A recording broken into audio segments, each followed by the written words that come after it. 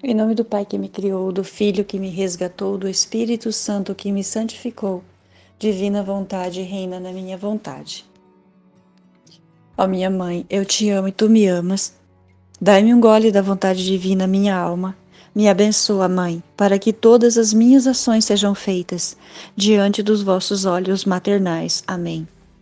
Suprema Majestade, eu venho em sua divina vontade, em nome de todos, do primeiro ao último homem que existirá na terra, para dar a ti as homenagens que tendes direito, as adorações, os louvores, o amor, as reparações, por todos e por cada pecado. Venho, Senhor, na sua divina vontade, dou-te a minha vontade humana por meio do Imaculado Coração de Maria, que possui todos os dons e os frutos da divina vontade. Dai-me, Senhor, então a tua divina vontade. Vem, ó divina vontade, nesta ação que eu estou a fazer, e em todas as ações que eu farei durante este dia. Amém. Fiat. Vinde, Espírito Santo, vinde por meio da poderosa intercessão do Imaculado Coração de Maria, vossa amadíssima esposa e nossa mãe. Amém. Vinde, Espírito Santo, vinde por meio da poderosa intercessão do Imaculado Coração de Maria, vossa amadíssima esposa e nossa mãe. Amém. Vinde, Espírito Santo, vinde por meio da poderosa intercessão do Imaculado Coração de Maria, vossa amadíssima esposa e nossa mãe. Amém.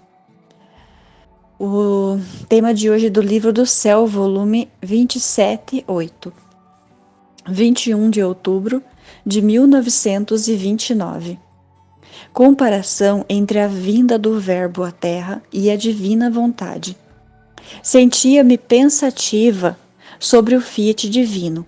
Milhares de pensamentos se amontoavam na mente do que o meu doce Jesus me havia dito sobre ele, especialmente sobre seu reinar, e dizia em mim: mas agora reina sobre a terra a divina vontade? É verdade que se encontra por toda parte, não há ponto onde não exista, mas tem seu cetro, seu absoluto domínio entre as criaturas. É o que a gente faz, né?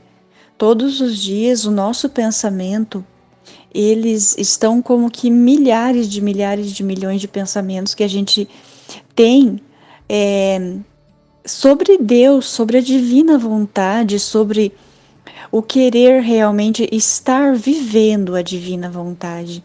Esse é o grande desejo do coração de quem conhece a divina vontade, ou pelo menos quer conhecer. E o nosso pensamento, ele não sai da divina vontade.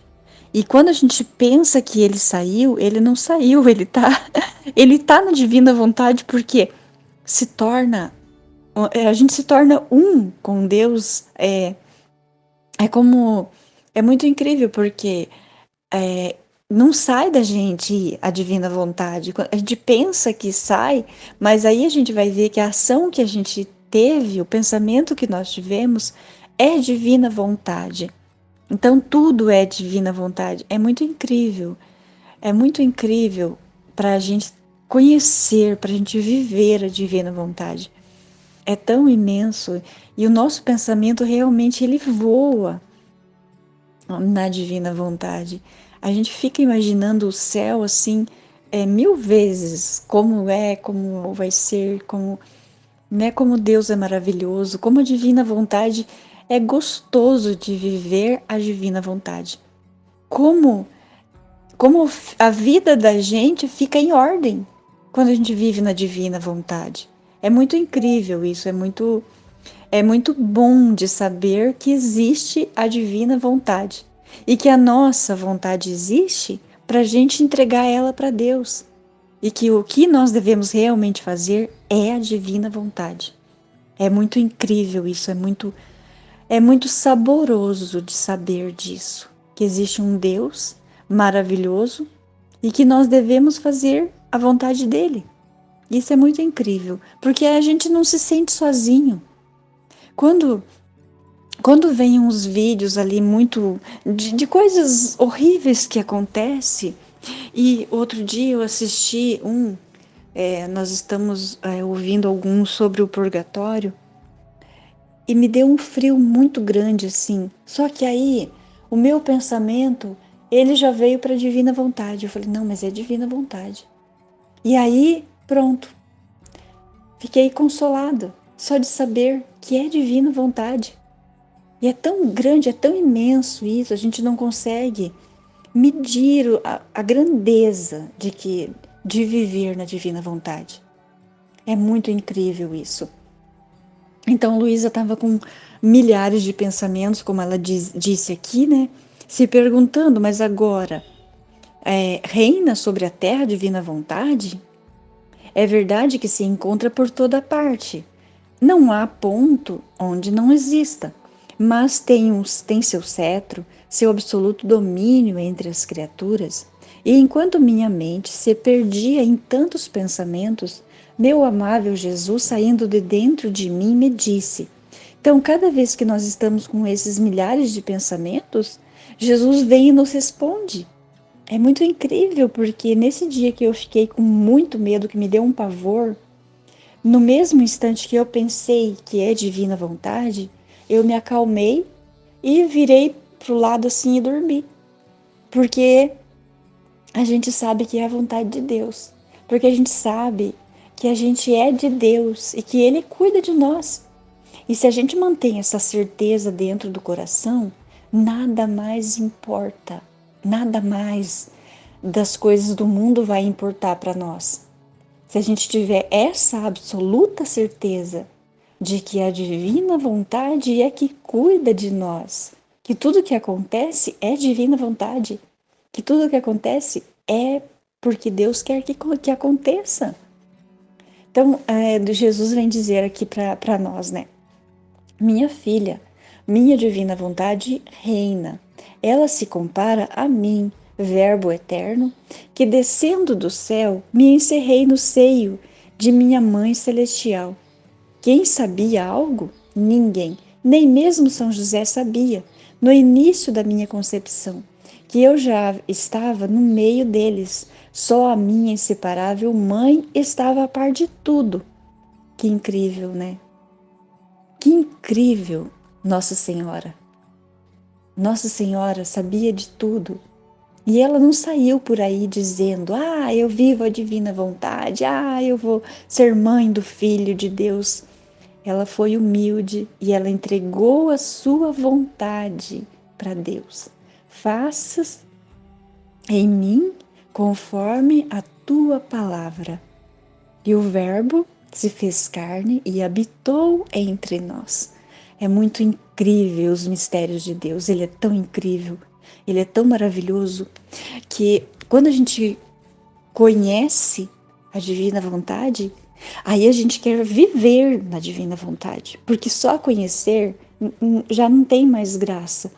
Então a gente quer viver, a gente quer estar submerso na divina vontade.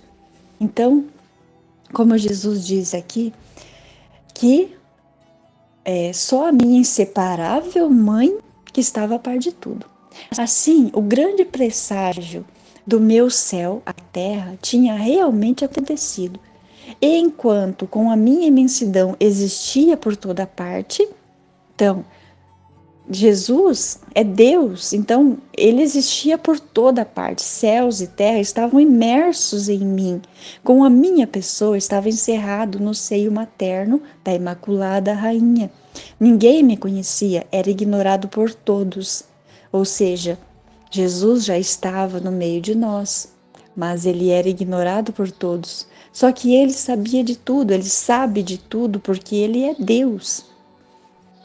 Eis, minha filha, o primeiro ponto de comparação entre eu, o Verbo divino, quando desci do céu, e minha divina vontade, que faz seu primeiro passo para vir a reinar na terra. Assim como eu dei os primeiros passos para a Virgem Mãe, assim ela dá os seus primeiros passos em ti. E como te pediu o teu querer e tu o cedeste, formou subitamente seu ato primeiro de concepção em tua alma. Assim como ele se formou para vir na terra, para o Verbo vir à terra, assim se formou o reino da divina vontade, quando Luísa disse sim, Eu entrego a minha vontade humana, o reino de Deus, a divina vontade, se fez, se concebeu na alma de Luísa. E conforme se manifestava seus conhecimentos, dando-te, como tantos goles divinos, formava a sua vida e dava início à formação de seu reino. Então, a formação, Luísa, ela escreveu esses 36 volumes que nós estudamos hoje. Então, Jesus, ele foi formando ela de gole em gole. Porque se ele chegasse e despejasse tudo nela, ela não ia compreender o reino de Deus.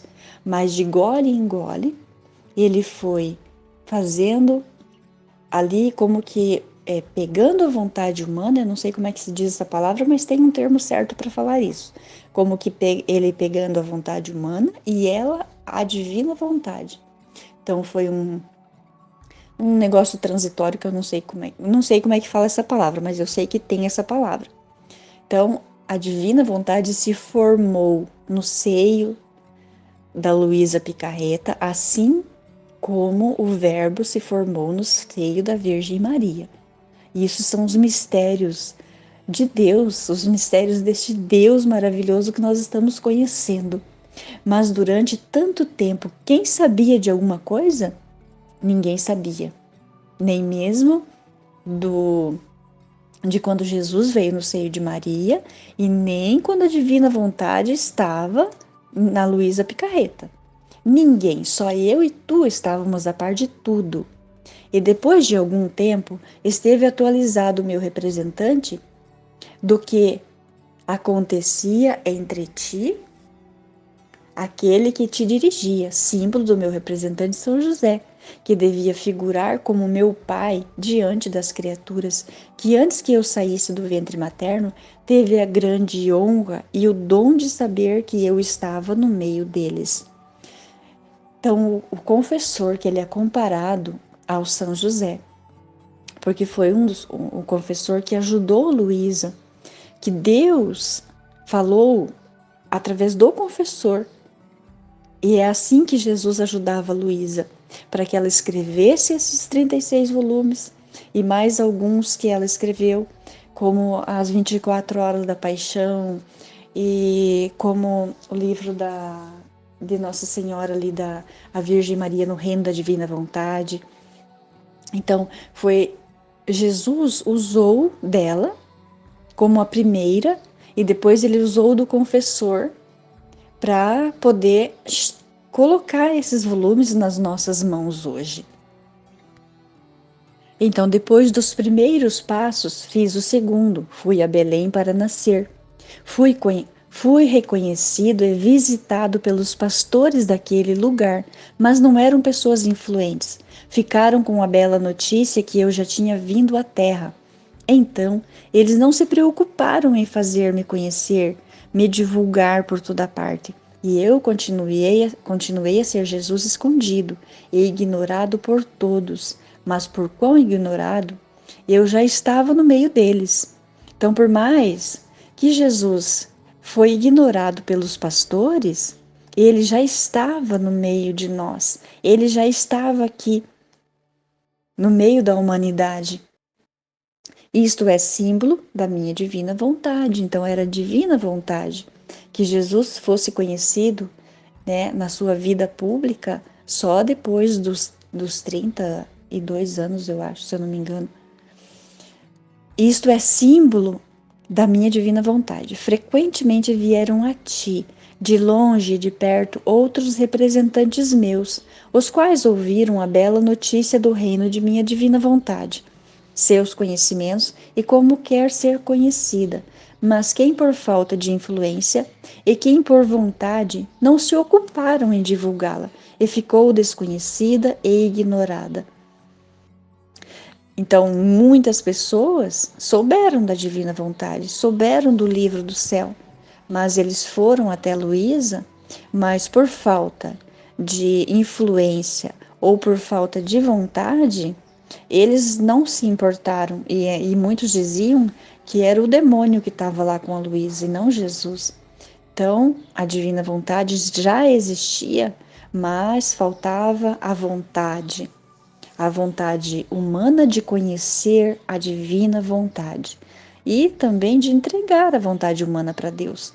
Não adianta a gente conhecer a divina vontade e querer ficar com as duas. Não tem como. Se a gente conhece a divina vontade e a gente quer viver a divina vontade, nós temos que deixar a vontade humana de lado e conhecer a nossa vontade como Nossa Senhora apenas para que ela fique com Deus, para que a gente saiba, tenho essa vontade, mas eu não vou usar dela, eu vou usar a divina vontade, eu vou viver na divina vontade. Então, ele continua dizendo aqui, mas quem por falta de influência e quem por vontade não se ocuparam em divulgá-la e ficou desconhecida e ignorada, apesar de que já existe no meio deles, mas, como não é conhecida, não reina. Reina só em ti, assim como eu estava sozinho com a minha mãe celestial e com meu pai adotivo São José. Então, a divina vontade está aí, mas ela não reina porque as pessoas não a conhecem. Mas tudo é divina vontade. Tudo é feito pela divina vontade. Nada é feito pela vontade humana. Se a vontade humana é feita, ela é permitida. Deus permite, mas tudo é divina vontade. O terceiro passo da minha vinda sobre a terra, o exílio.